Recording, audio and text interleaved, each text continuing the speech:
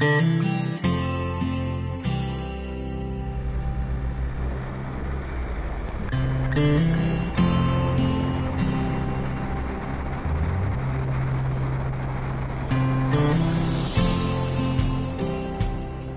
run a maternal composite flock for prime lamb production here in Pigeon Ponds in southwest Victoria.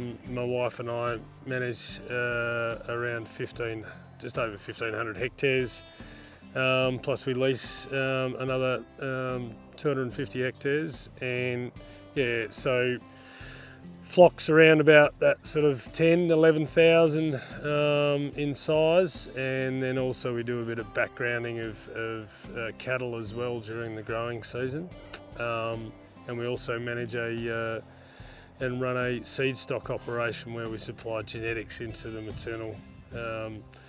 maternal prime lamb market. Cobbity was a purchase in 2011. At the time, it was a bit of a roll of the dice. We tripled our size in one purchase, which was, looking back, was reasonably, daunting. And but it was at a time when land wasn't, real estate in farming. It was, commodities were fairly moderate. There wasn't a lot of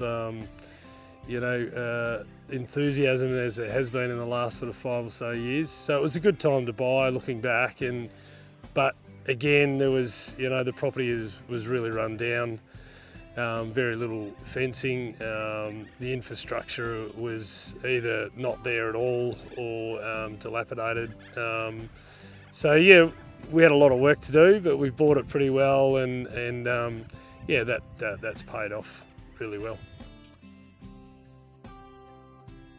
I think, part of, we've got certain priorities in our business, and, fencing and water and soil fertility and pastures are really, really important from a growing grass and consuming grass effectively, and making sure that you maintain that pasture production, looking after your landscape.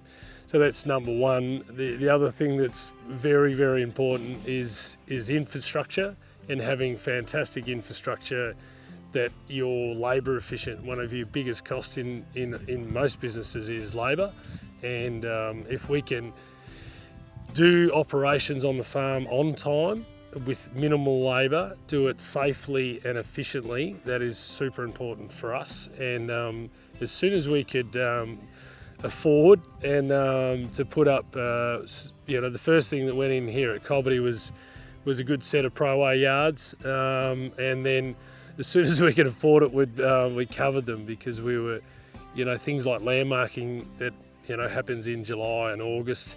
They're really wet winter months. Sometimes you might be putting off those operations because of the rain, whereas now we're in comfort ourselves as a contractors and staff. And also I think the sheep really appreciate being drier than covered in mud. Yeah, sort of on our home property at Paradoo, similar story. The infrastructure needed upgrading. We were, it was a little bit different to Cobbity. We structured the whole yards and shed in conjunction, so we were able to construct the shed first, which makes it a lot easier for guys like you at Action to put the building up, and then we put the yard. So it was a built sort of a plan where we had the yard building and the shed in conjunction. So that worked really, really well. And this was just in reverse. The shed came after the yards, but it was still very much a good collaborative approach through Pro A and Action.